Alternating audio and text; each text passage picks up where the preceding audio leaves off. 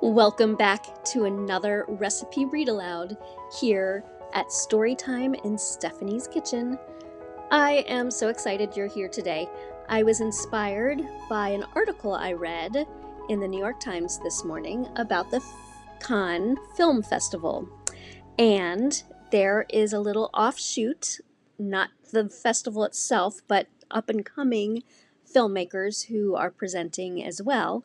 And the article was about a new version, a remake, an adaptation of the novel Mrs. Dalloway by Virginia Woolf, and it's called Clarissa, an adaptation made by Ari and Chuko Esiri.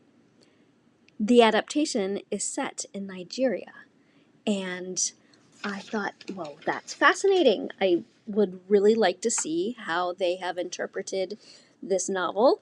And by the way, I have a recipe for that, actually. So I thought I would read from a book that I have on my shelf called Voracious. A Hungry Reader Cooks Her Way Through Great Books by Cara Nicoletti. This is actually a book filled with recipes from novels. So, of course, as a school librarian or a book lover extraordinaire, this book has been on my shelf for a long time, and I've enjoyed reading it so much. I just go back and explore it and think about the books that they're referring to. I love this book. This is an irresistible literary feast. And I'll read from the inside cover. As a young bookworm reading in her grandfather's butcher shop, Cara Nicoletti saw how books and food bring people to life. Now a butcher, cook, and talented writer, she serves up stories and recipes inspired by beloved books and the food that gives their characters depth and personality. Can't beat that. It continues to state, from the breakfast sausage in Laura Ingalls Wilder's Little House in the Big Woods to the cupcakes with peppermint buttercream in Jonathan Franzen's The Corrections, these tasty treats and the books they appear in put Nicoletti on the road to happiness. Puts me on the road to happiness. And so she is a butcher, former pastry chef, and author of the literary recipe blog Yummy Books. She comes from a long line of butchers in Boston, Massachusetts, and has been working in restaurants since she moved to New York in 2004. Now, the recipe that I will read to you is chocolate eclairs. Can't beat that for Mrs. Dalloway. I'm actually going to read the chapter to you as well as the recipe. And I want you to sit tight, get yourself comfortable, have a cup of coffee, have some biscuits, enjoy. Mrs. Dalloway, chocolate eclairs. I have a complicated relationship with Virginia Woolf that dates back to an excruciatingly boring course I took on modernist writers while in college. Perhaps it was the oppressive fluorescent lighting and corrugated office ceiling in the lecture hall, or the professor's monotonous and uninspired rants, or the sea of students raising their hands to ask questions, which really meant telling some pointless anecdote about their own lives. But I digress. Whatever it was, Virginia and I just did not get along. The professor loved to use the words otherworldly and ethereal when describing Woolf, so much so, in fact, that the only fun part of the class was the collective eye roll that occurred whenever the words were repeated. One day, a student finally asked for an example of this ethereal otherworldliness, and the professor said without missing a beat, "Have you ever noticed that there's hardly any food at all in any of her novels?"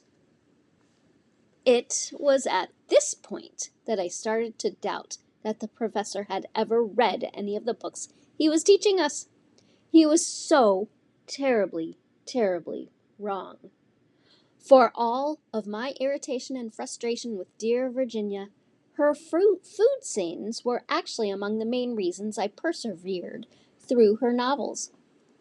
In The Waves, we have Neville's beautiful roast duck, piled with vegetables, butter seeping through Bernard's crumpet, pheasant with breadcrumbs and soft bread sauce, and Brussels sprouts with their pungent, curious taste.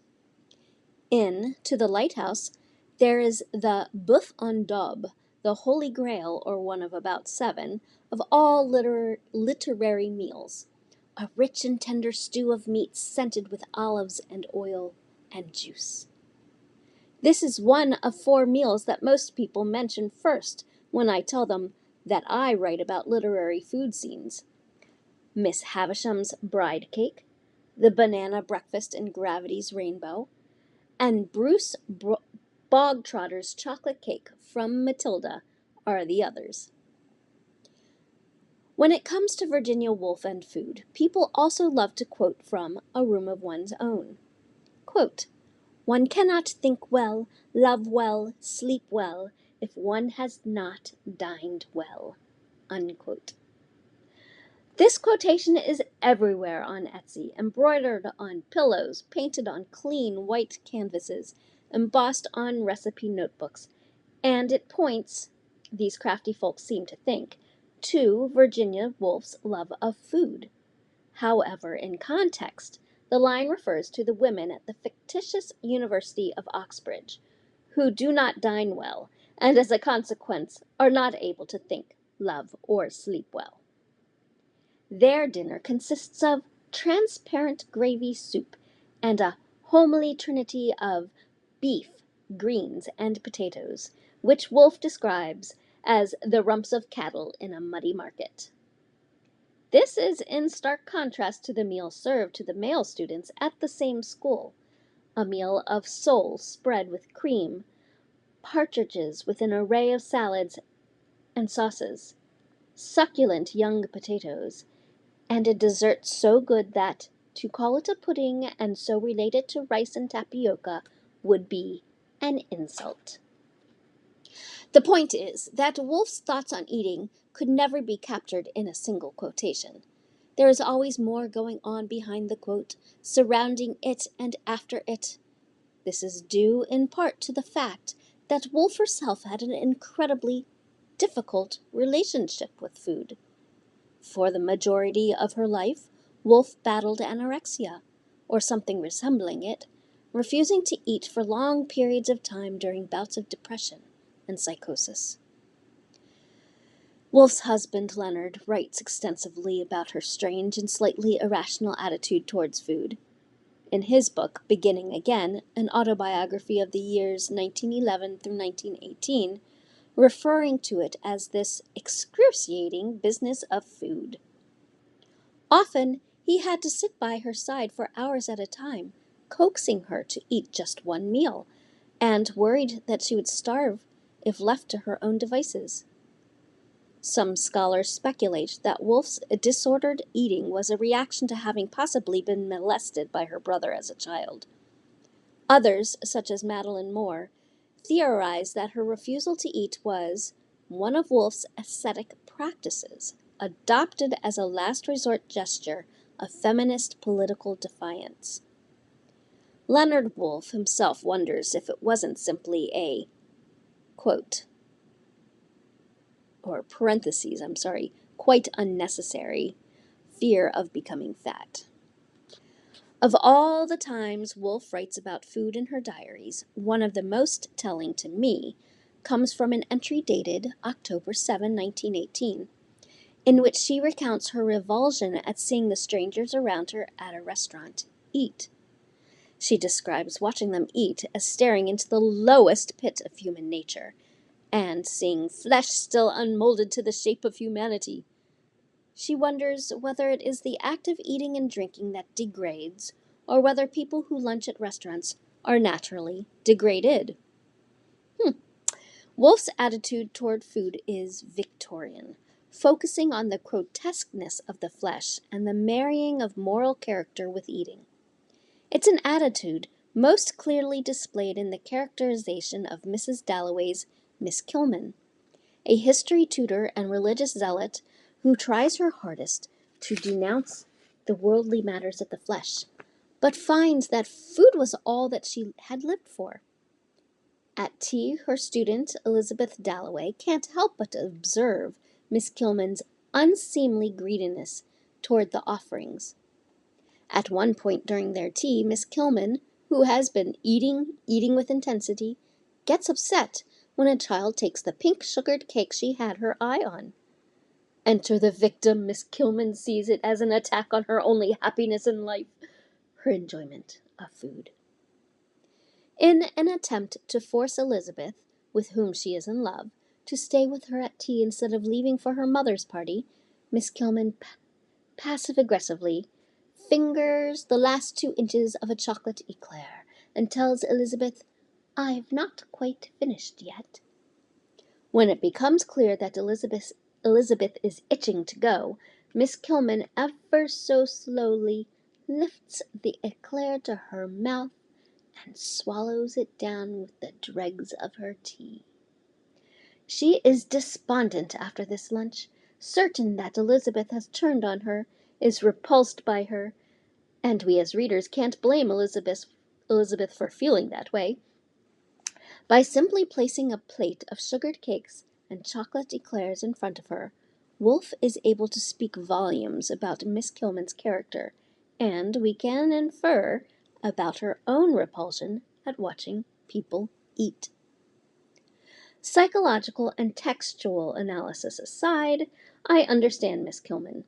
I can't say in all honesty that I wouldn't be upset if a kid took the last pink sugared cake at my tea party, and I would be lying if I told you that immediately after reading this scene in my class, my friend Emily and I didn't go straight to Pasticceria Rocco and get 2 big fat chocolate eclairs. And now we have Mrs. Dalloway's chocolate eclairs. Headnote: because of their fancy French name, the idea of making chocolate eclairs at home may seem intimidating at first, but actually it's simple. A quick pâté à choux, again don't be scared by the French, a rich vanilla pastry cream, and some good quality tempered chocolate, and you are in business. Makes 10 to 12 eclairs. Pastry cream: 1 cup whole milk, 1 cup heavy cream, 2 vanilla beans, seeds scraped out and pods reserved, 6 large egg yolks, 2/3 cup sugar, pinch of kosher salt, 1/4 cup cornstarch, 1 tablespoon unsalted butter, cold. Pâté à choux: 1 cup water, 8 tablespoons, 1 stick unsalted butter, 1 tablespoon sugar, 1/4 teaspoon kosher salt, 1 cup all-purpose flour, 4 large eggs lightly beaten, 1 large egg beaten with 1½ teaspoons water for egg wash, chocolate glaze, 1/2 cup semi-sweet chocolate, coarsely chopped, 1/2 cup heavy cream. Make the pastry cream. Prepare an ice bath by filling the sink or a very large bowl with ice cubes and cold water. Place a large glass or metal bowl over the ice bath and set a fine mesh strainer over the bowl. Combine the milk, cream, and vanilla seeds and pods in a medium-heavy bottom saucepan and bring to a simmer over medium heat. Once the mixture comes to a simmer, take it off the heat and set aside for 15 to 20 minutes to infuse. In a large bowl, whisk together the egg yolks, sugar, and salt until they are airy and light in color. Whisk in the cornstarch until it is smooth. Take 1/4 cup of the milk cream mixture and slowly drizzle it into the yolk cornstarch mixture, whisking constantly so that the yolks don't scramble. Repeat with the remaining hot milk and cream. Discard the vanilla bean pods and return the mixture to the saucepan.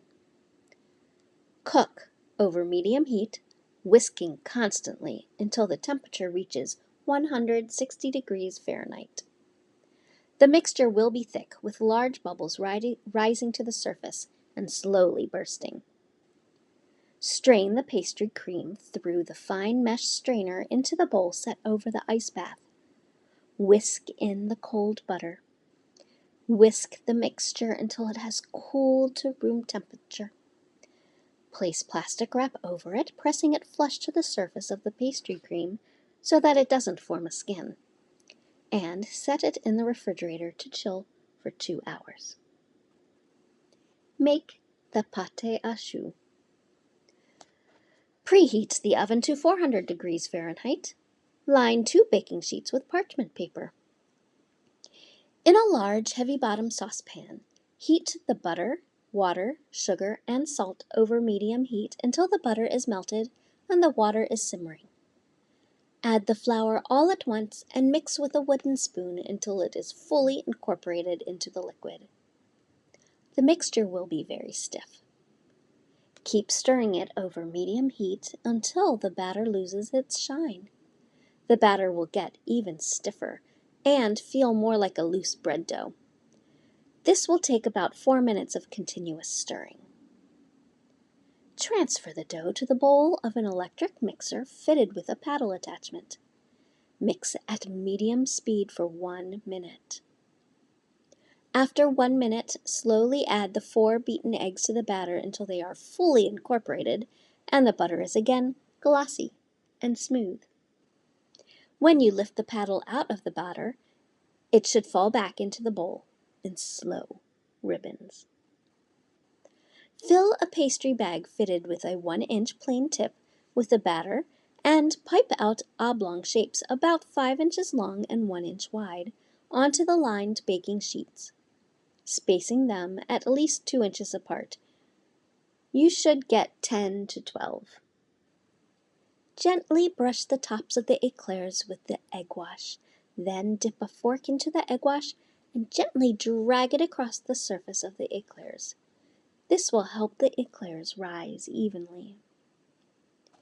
Bake for 15 minutes. Then reduce the heat to 325 degrees Fahrenheit and bake until golden brown all over. 25 to 30 minutes more. Turn off the oven and allow the eclairs to cool in the oven for 10 minutes before taking them out and letting them cool further on the baking sheet. Make the chocolate glaze. Place the chocolate in a large glass bowl and set aside. Heat the cream in a small saucepan over medium-low heat until just before boiling. Steam should be rising from the surface and tiny bubbles should be forming around the edge.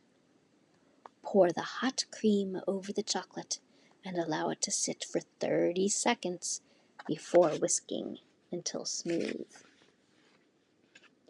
Assemble the eclairs. Once the eclair shells and the pastry cream have cooled, insert a long skewer through one end of each eclair, making sure not to poke it through the other side, and move it around to make space for the pastry cream. Fill a pastry bag fitted with a filling tip with pastry cream and pipe it into the eclairs until they are full but not about to burst. Dip the top of each eclair in the chocolate glaze and set it on a parchment-lined baking sheet. Repeat with remaining eclairs. Set them aside until they have cooled and set. 1 to 2 hours.